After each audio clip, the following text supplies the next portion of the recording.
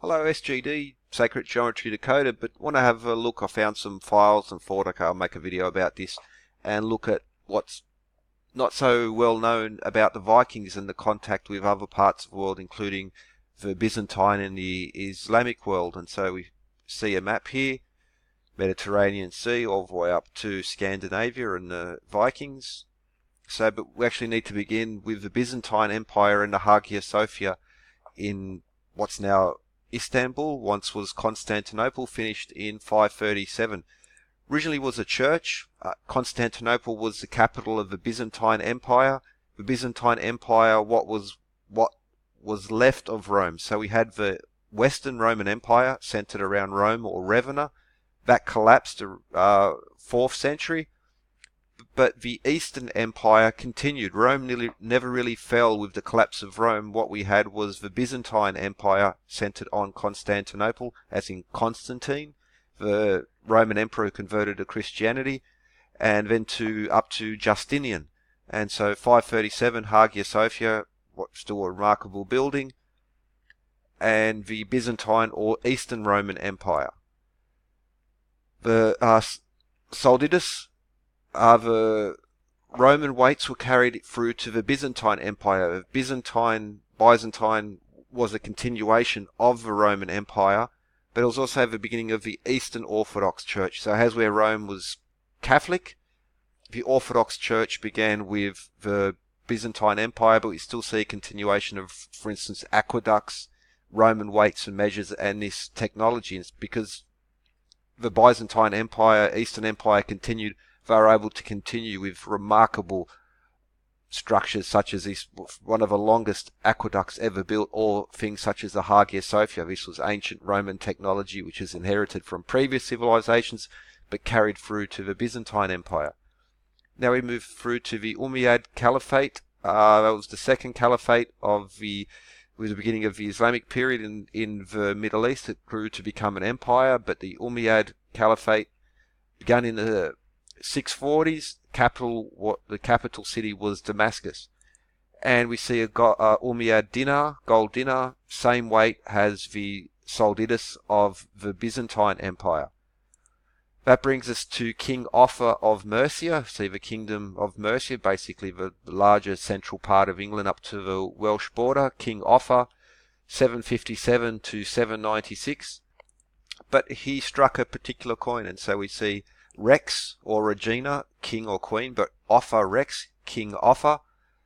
And what was struck on the other side of a coin? There is no deity but Allah, the one without equal, and Muhammad is the apostle of Allah. Now this coin was equal to the weight of the dinar, which was equal to the weight of the solditus. Now even the Holy Roman Empire, Charlemagne, was still carrying through with these older weights and measure systems.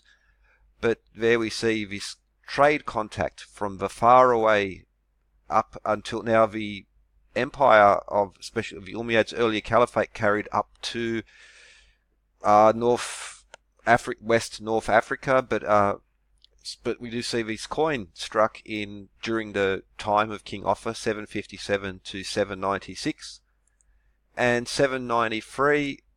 The first major Viking raid hits England in Lindisfarne, 1793, during the reign of King Offa, or Offa. I'm not sure of the exact pronunciation. But we see these trade connections, and brings us to birka in Sweden. 9th century grave of a woman there. There was found a coin, silver coin with this stone. What was the inscription? For Allah or by Allah. So again, we see trade connections way up, way beyond the empire, the caliphate of that time, and these extraordinary trade connections going much further than we expect. So that brings us now back to the Hagia Sophia. So from way up in the Norse area, we come back to the Hagia Sophia, Byzantine Empire, still Christian at the time. And what do we have? There was runes found there. Couldn't all be translated, but basically it's understood to read Halfdan was there. Halfdan being this quintessential Norseman name. Vikings. And who was he? Well, he was probably one of the Varangian guard who were the personal bodyguard of the emperor of the Byzantine Empire. from the 10th to the 14th century. What happened then? In 1453, Ottoman Islamic armies take Constantinople, and they broke down the impregnable mighty walls by shipping cannons across the Bosphorus Strait. The mighty walls of Constantinople were brought down by cannon, and a new age had developed. That's the old Byzantine flag as well.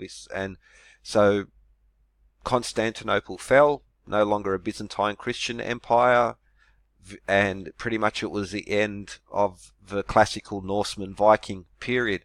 However, the Vikings, Norsemen might have been gone, but the age of the Normans was already well underway. And so when you hear Normandy or the Normans, that's just a shortening of Norseman. And we go back in time again to 1066, William the Conqueror. He was a French-speaking Norseman. He was a descendant of Vikings, and he defeated the Viking king Harald to take England. This is back in 1066. So you see this big circle, this big loop, and so much trade and expansion, other areas. But again, unfortunately with TV shows and anyway, this part of history that's sort of not too well known. Individual items might be curiosities here and there. The Bayeux tapestry and the William the Conqueror 1066 turning England into a French-speaking nation, and the defeat of King Harald. But anyway, thought that might be interesting. Have a good one.